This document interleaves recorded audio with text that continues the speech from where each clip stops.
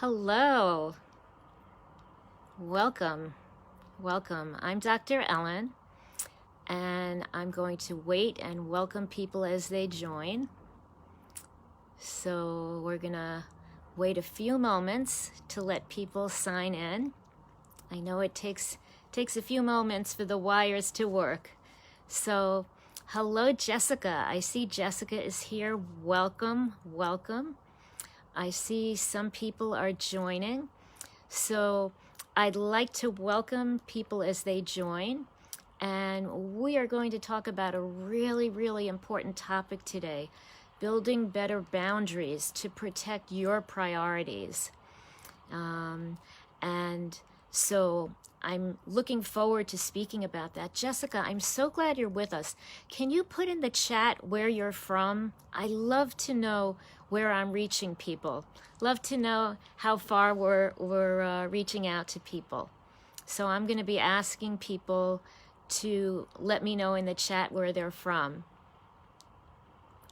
And again, it's very exciting to know where we reach people. I'm from New York City, and we are expecting a pretty bad weather night tonight. I'm looking out my window. It's not snowing or raining yet, but we are expecting a big storm tonight. Jessica is from San Diego, but you're in Tennessee now. Wow. Two wonderful places. I have been to San Diego. I don't think I've ever been to Tennessee. I would love to do that at some point. So I would love to be there. So I'm just getting a text from somebody who asked when I'm going to start going live. You got lots of ice today. Wow. I'm just going to let somebody in the group know that we are live.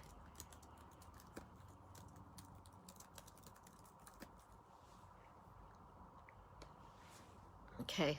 You got lots of ice today. Wow, wow. Our ice is going to be coming overnight, I think, Jessica. We are expecting our first big storm tonight. They expected us to have a storm, I think it was about 2 weeks ago, and they canceled alternate side of the street parking, which they do for our cars. And it never materialized. We never got anything. So we'll see what happens tomorrow. I'm not a big snow fan, but it is winter, and so we have to understand. We have to understand what the weather does. So I'm open to getting the snow done. Yes, everybody changed their, Jessica says, hate when that happens. Yes, everybody changed their plans around because there was supposed to be such a huge snowstorm. I think they even closed schools, and they canceled a lot of events, and it ended up being a non-event. So it was really something. I'm getting a message from someone who's having trouble getting into our live. So I'm going to text.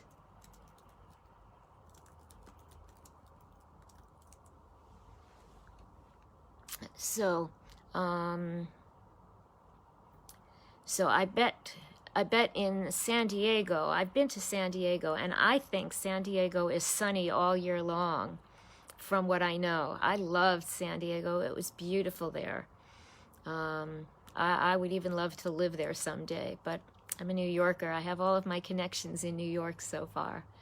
So for me, so far, it's New York. You never know. You never know. It is very nice. New York is nice. Jessica, have you ever been to New York? Lots of people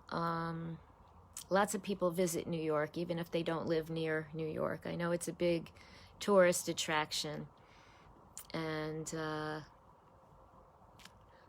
lot of people like to come. You haven't been to New York yet? Well, we'll have to figure that out. we'll have to plan that out and get you here someday, maybe, if you'd like to. If you'd like to. It's a fun place, and there are a lot of good sites here. So, all right. Well, I think, I know that some people are planning and are trying to get in, but I want to value the time of the people who are in already. So I am going to get started. And again, welcome to everybody. We have an exciting topic today. We're going to talk about building better boundaries. And boundaries are really important because they help us express who we are and what's important to us. So an example that I like to give, which a lot of my clients that I work with tell me, is during a work day, they could sometimes get phone calls from friends and family 2, 3, 4 times during a work day. And, you know, it could be 2, 3, 4 times during a work day when they get phone calls. And each time they get a phone call, and you know it, you get distracted. You're thinking, where was I? What was I doing? Not only that, but you're hanging on the phone and you're losing track of the conversation. So really when that happens, and if it happens 2, 3, 4 times a day, you're really not getting either done well. So what if you created a boundary for that phone call and expressed it? And I'm going to talk about that as an example. We're going to talk about a lot of examples and how to create boundaries. But first, I want to address the big monster in the room about boundaries. A lot of people are hesitant to create boundaries because they think to themselves, oh, if I express a boundary, it's going to make me sound rude or unfriendly or mean or confrontational. And so many people are hesitant to express boundaries. But boundaries is really a communication tool to help you. Boundaries don't create barriers. If you have people who call you during the day and interrupt you, that barrier was there. Expressing a boundary to someone doesn't create that boundary. What it does is it creates doorways where people can get through to you and you can interact and communicate with people on a better basis in which you're empowered and you have more control. So what if instead of taking 2, 3, 4 phone calls during the day, what if you said to the person who called you, and this depends on your situation, but what if you said, listen, I'm really busy. I'm trying to get a work project done. I have a break at work every day at 1 o'clock, or I can speak to you tonight at home. So what if you express that? Well, what that does is it lays out the issue. It's respectful, and it helps you express your priority, your needs. So it's facilitative, it's helpful. And rather than saying yes when you really mean to say no, you're really helping yourself. So again, that barrier was there when the person called you, they were interrupting you. Expressing a boundary doesn't create the barrier. What it does is it creates a doorway so that you're saying to the person, look, I can't talk to you now, but this is when I can talk to you. And if you call then, I can really give you my full attention. Right now, I'm multitasking. I'm thinking of one project, another work project. But if you call later, I can give you my full attention. Well, what does that do? The result of expressing that boundary is that it can enhance your relationship. It can make you stronger with the other person you're talking to, as opposed to the person wondering why you keep asking them, what did you say again? It really can enhance relationships. It creates doorways. It doesn't create barriers. And that's really good.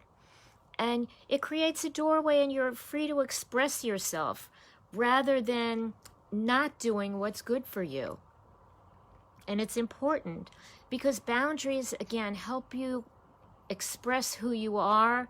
They help you represent your values, your priorities, your judgment, your goals. They help you maintain your focus, your energy, and more. So boundaries are really helpful as a tool. And let's also say this, that if you say yes to a request made of you when you really want to say no, you're saying no to your own priorities, your own goals, your own time management, your own interests, your own needs. And if you are asked something and you say no to something when you want to say no, you're saying yes to you. You're protecting your priorities. You're protecting your time. You're protecting your focus. You're protecting your values, maybe. And that's important. So creating boundaries and sharing boundaries is really a self-care tool.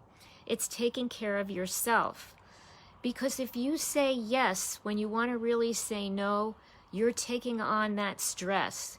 You're taking on a lot of stress, and over time it builds up.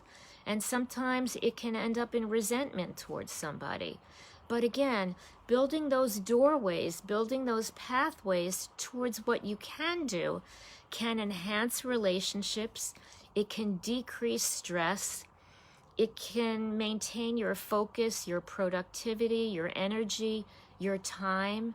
So creating boundaries is really a helpful tool. So we've talked a little bit about why boundaries are important and what they do. Let's talk a little bit about what's important to do when you create boundaries. And I like to talk about this with my clients as the 2 W's. So when you're expressing boundaries, you have to choose your words and you have to choose the way. And let's do the way first. Well, how do we communicate with people? Well, nowadays we communicate usually either by email or phone, or sometimes Zoom, virtual communications, or in person. If you can communicate a boundary in person, that's the best way to do it, because this way you have a direct communication with somebody and there's no miscommunication. And you also have your nonverbal communications that help you express your way, what you want to say. The least preferable way to use to deliver a boundary is by email in writing when you're not there, because you don't have your nonverbal communications there to help you express what you mean. And words, little words can be taken out of context. And those are the times when a boundary can appear or be made to appear rude or unfriendly if little words are taken out of context.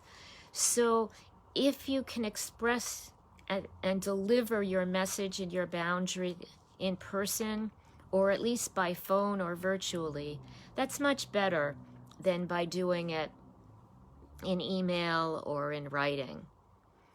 So we've talked a little bit about what boundaries are, why they are important, the benefits of boundaries. Again, they reduce stress for you because you're not taking on commitments that you're not comfortable with. They enhance relationships because you're building a relationship rather than interfering with one that's not in a good situation. And they can help make you more productive to keep your energy level up. So sometimes you also need to maintain and restore a boundary. Sometimes you have a boundary and maybe something goes wrong. Somebody violates something that's really important to you. So there are times when you need to repeat a boundary. Sometimes in the beginning you have to practice a boundary. And sometimes you have to just take steps to repeat and maintain that boundary. And I have to admit that sometimes when I need to maintain a boundary, I like to have a little fun.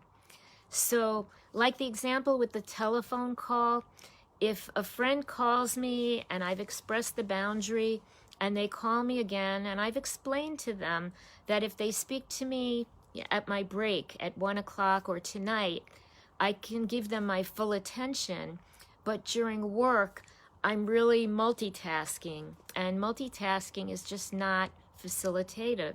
It gets distracting.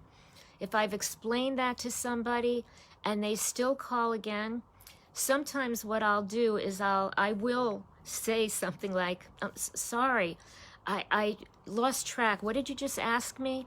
I'll really zoom it in, and, demonstrate the boundary. And I'll say, I wish I didn't have to keep asking you what you're saying. I'm just trying to keep this work project straight also. So I do sometimes admit I like to have a little fun if I have to maintain or restore a boundary. Let's take another example. Let's say a friend calls you and asks you to contribute $100 for a gift for another friend. And that's just too steep, too much for you. So what if you said, and you expressed your boundary, and if you say, well, $100 is just too much for me now, but I could contribute $25 or $30. Why don't we each contribute $25 or $30, and why don't we get this as a gift? So what you're doing is you're expressing the issue, the problem. You're explaining, you're giving a reasonable, logical explanation of why you're giving the boundary, and you're giving a solution. And that's really building a relationship. That's an effective boundary. Just like with the phone call, when you suggest that they call at, during your break time or in the evening.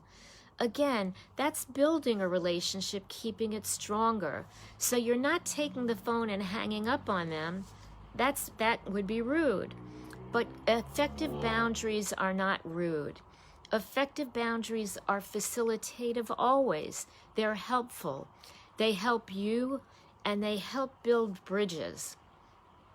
And that's a great thing to keep in mind. So, and I'm sometimes going to look at my notes. I have a lot of points that I want to make today. So, is this, by the way, let me know, is this making sense to you? Especially when I said, if you say yes, when you really want to say no, you're saying no to yourself, to your priorities, your goals, your time. And when you say no to something that you want to say no to, you're saying yes to yourself. Let me know in the comments. Type in yes if that makes sense to you, if it helps. I like to know if people are with me and if this helps. And if you're watching this on replay, by the way, please also put in yes if this makes sense. So what I'd like to do now is have you do some work and really think to yourself, what are 2 or 3 boundaries that you'd like to update or create? What can you do to improve boundaries in your life to help you maintain your focus, your values, your priorities, your time management, your energy management? And again, the words are important. And with words, we want to be respectful. We want to be clear. We want to express the problem and the issue. And if there's a solution that you can offer, that's great too. Some of the harder boundaries are work-related. And those are sometimes a little bit more complicated. So again, I hope that you feel that boundaries are important. If you have any topics that you'd like me to talk about in the future, whether you're watching this live or on replay, please feel free to put them in the chat. I will be watching the chat. I will look for comments afterwards as well. If you'd like to talk to me about boundaries or other topics, or if you'd like to fast track a lot of topics and strategies with me and work with me directly, feel free to schedule a phone call with me. I'd be happy to talk with you directly. And again, I'm thinking possibly of talking about multitasking as a topic next week.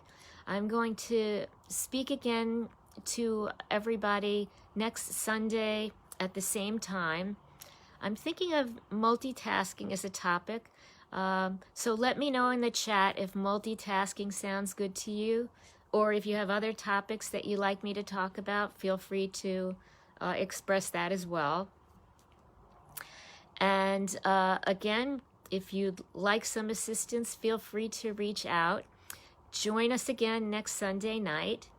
And until then, be strong, be empowered, and let's talk again soon. And I'm happy to stay on, actually, if anybody has any questions that you'd like to put in the chat. I will watch and see if you have any questions or comments. Eileen says multitasking sounds really good. Great. Thank you, Eileen. And again, we spoke today about what boundaries are, what they're not, how to create boundaries, what are the advantages of boundaries, what consists, what do you have to do to create boundaries in terms of words and a way. And we talked about maintaining boundaries. So if anybody has any questions, again, feel free to mention them in the chat. I'll watch the chat for a little bit. And otherwise, I hope everybody is having a great weekend. I mentioned that we're due for a big snowstorm tonight here. So I hope wherever you are, the climate is great and you are enjoying this weekend. So again, I look forward to speaking to everybody again soon. And again, have a great night. Be strong, be empowered, and let's meet again. Let's talk again soon.